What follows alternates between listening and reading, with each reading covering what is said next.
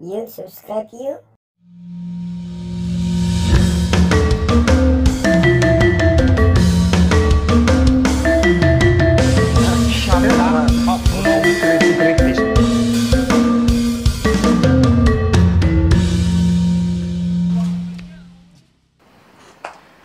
Oke, balik lagi ke Chaotish episode Novia dan Agnes.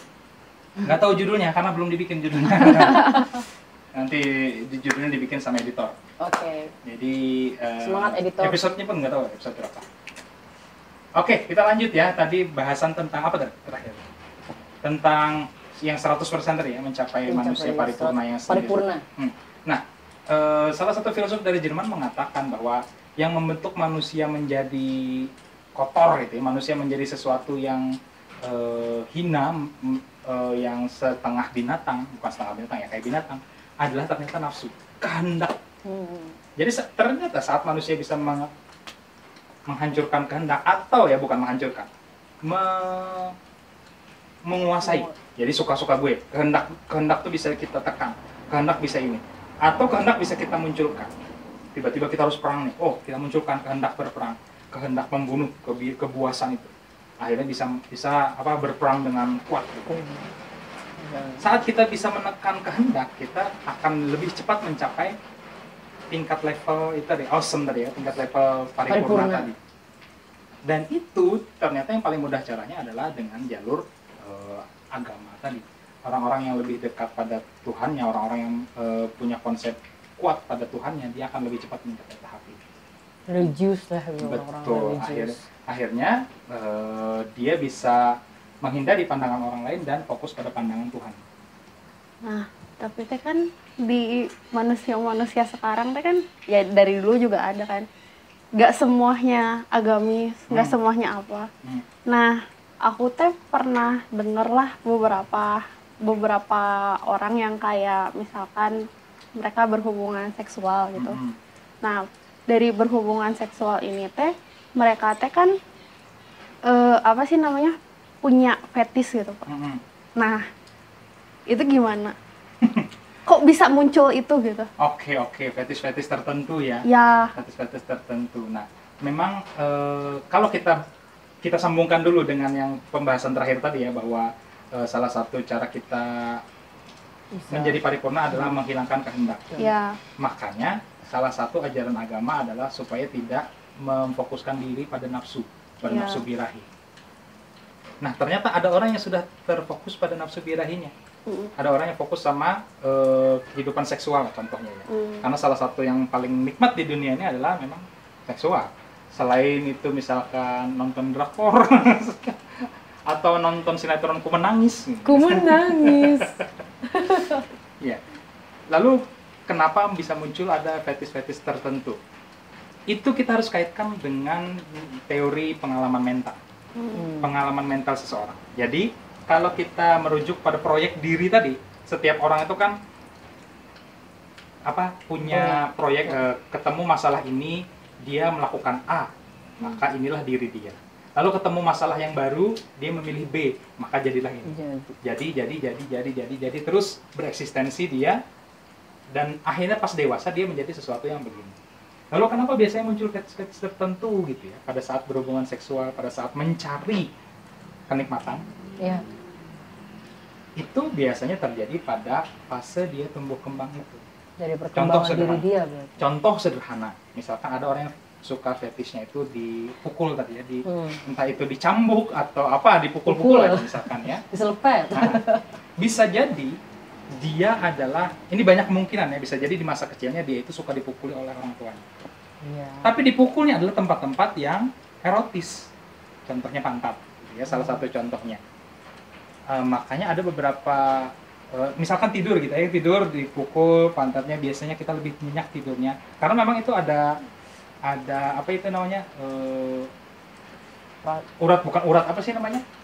saraf yang bisa membangkitkan erotis. Bisa jadi si anak ini dulunya sering dipukul, tapi di masa dewasanya dia ingin balas dendam. Oh, gue dulu sering dipukul, oh aku kan. saat dia merasakan pernah nyoba merenya, mungkin dia pernah nyoba sekali mukul orang, ternyata membangkitkan seksual. Jadi yang bangkit itu adalah seksualnya, bukan pulsi-pulsi lain, bukan mental-mental lain ya, seperti misalkan amarah atau apa. Ternyata yang bangkit justru seksualnya. Itu memang seiring berjalan waktu bisa terjadi hal itu. Saat mukul orang, ternyata seneng, ternyata terangsang. Ya udah, seneng mukulin orang. Kalau dia seneng yang pelaku, kalau seneng yang diiniin, dipukul, jadi sebagai slave-nya, bisa jadi dia, ya mungkin kemungkinan ada dua, pernah mengalami atau tidak pernah. Karena tidak pernah dia lalu penasaran, atau karena pernah merasa ketagihan. Itu pilihan dua yang besarnya, pilihan duanya. Lalu bagaimana pilihan dua ini bisa mempengaruhi seorang di masa depan? Ada proses memilih tadi.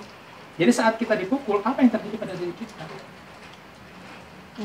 Bisa jadi karena tontonan juga, bisa jadi karena orang lain, pengaruh orang lain. Misalkan pernah pacaran sama yang main pukul, tapi ternyata saat pacarnya mukul bukannya marah, tapi dia terangsang. Ya kan kita nggak tahu. Gairah. Ada orang-orang seperti pukul aku lagi dong. Pukul aku lagi.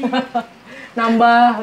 Dan ternyata gitu ya, ini entah kalian sudah pernah baca atau tidak, hampir 75% orang di dunia ini punya fetish yang sangat aneh. Iya. Karena kita Indonesia, karena kita budayanya tabu membicarakan hal seksual, jadi kita tidak bicarakan hal itu. Ada yang ya pernah juga ya usil-usil pembicaraan orang tua gitu ya. Saya pernah bicara dengan beberapa orang. Ada yang fetishnya itu misalkan baju senam gitu. Ada yang fetishnya baju PNS. Mohon maaf. Itu bukan fetish kali. Ya salah satu ininya. Itu fetish. Saat PNS ininya meningkat. Ada yang tadi dipukul juga, ada yang suka dikasarin, ada yang suka di tempat umum. Di tempat umum. Yang di tempat umum tuh lagi booming sekarang, karena ada pelakunya di Twitter atau di mana lah itu ya saya. Kurang paham. Iya itu. Itu sudah mulai terbuka, orang Indonesia sudah mulai masuk seperti itu. Meskipun di barat sudah lama hal itu terjadi. Ada juga yang misalkan melihat pasangannya berhubungan dengan orang lain. Iya. Ada lagi yang misalkan suka dicekik-cekik. Dan itu biasanya muncul banyak faktor yang bisa mendasari hal itu. Termasuk orang lain. Bisa jadi orang lain. Bisa jadi karena dibujuk. Misalkan ya ada tadi perempuan yang betul-betul pasrah ya. Apa aja mau, ditoksikin pacarnya, ditoksikin suaminya mau. Kata suaminya begini, mau nurut. Awalnya dari mau mulai. Atau itu dari dalam dirinya dia sebenarnya udah ada. Bisa jadi. Karena saya juga pernah. Jadi dipicu mungkin ya. Karena iya. Nah, dan pemicunya itu kita tidak akan bisa tahu. Kita hanya bisa mengira-ngira. Yang bisa tahu adalah orangnya sendiri. Salah satu cara psikolog menggali ke masa lalu setiap orang adalah dengan hipnotis, salah satu cara. Hipnotis, tenang, lalu membicarakan. Ada apa sih kamu di masa lalu? Kenapa begini, kenapa begitu? Tapi yang harus kita catat adalah nilai baik dan nilai jelek itu kan tetap dibuat oleh diri kita masing-masing. Kalau memang kita tidak punya patokan agama, itu ya bagus-bagus aja. Yang biasanya mengatakan jelek kan agama. Ya, salah satu nilai-nilai yang dibungkus oleh agama. Tapi kalau kita bicaranya tidak umum saja, tidak dengan kacamata manapun, ya itu tidak ada nilainya. Mau kamu begituan sekarang di depan sini ya, it's okay. Dan itu yang terjadi di dunia modern ini, di mana di media sosial semuanya ditampakkan. Terutama TikTok. Ini anak TikTok banget nih. Anak TikTok banget. Tapi ini karena sudah hampir habis waktunya, mungkin Om akan sedikit kita kasih garis merah ya, benang merahnya lah ya, benang merahnya, titik temunya, bahwa pada dasarnya salah satu cara kita untuk bisa awesome adalah pertama, penyakit anak muda zaman sekarang adalah mengurangi medsos. Karena dengan medsos itu kita akan belajar untuk palsu. Membandingkan diri juga nggak sih Om? Iya juga.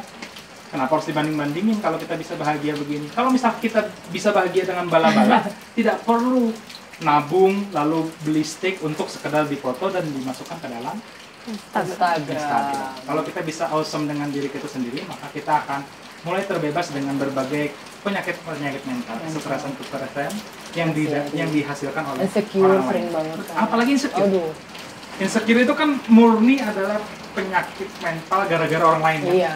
Membandingkan diri, kayak Bandingkan diri aduh, terus aku apa, pandang gitu. omongan orang lain. Benar. Masih ada yang ditanyakan? 4 menit terakhir? Tidak ada?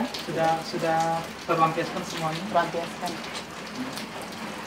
Intinya saat kita berinteraksi dengan orang lain, percayalah bahwa diri kita yang berhak untuk diperhatikan. Jadi tidak usah terlalu banyak memperhatikan orang lain. Perhatikanlah diri kita. Pun masalah pekerjaan. Misalkan kita bekerja pada satu bidang, bekerja pada orang lain, bekerja pada satu institusi atau yang berkaitan dengan orang banyak. Kalau itu mengganggu diri kita, sebaiknya perhatikan diri kita. Jadi ada porsi saat kita memperhatikan diri kita sendiri, ada porsi saat kita memperhatikan orang lain. Intinya tidak semua pandangan orang lain memang jelek, tapi saat kita merasa pandangan orang lain itu tidak sesuai dengan diri kita, maka kita harus prioritaskan diri kita supaya kita tidak sakit secara mental. Dan kalau Anda sedang berada di masyarakat toksik atau hubungan toksik, Iya, segeralah Lingkungan berpikir toksik. lingkungan toksik, segeralah berpikir untuk keluar dari situ. benar. Kalaupun Jangan tidak ditahan. keluar, you have to be brave gitu. You have to be excellent. Tidak peduli. Pede aja begini. Ah, kamu jelek, kumaha aing. Kumaha aing. Kamu begini, kumaha gue. Gimana saya? Gimana Terserah saya? saya. Saat kita bisa melakukan hal itu, kita bisa hidup dimanapun. Benar. Kita bisa hidup, kita bisa menyesuaikan diri di mana. Bisa bahagia. Iya, gitu. Ada yang mau dikatakan terakhir?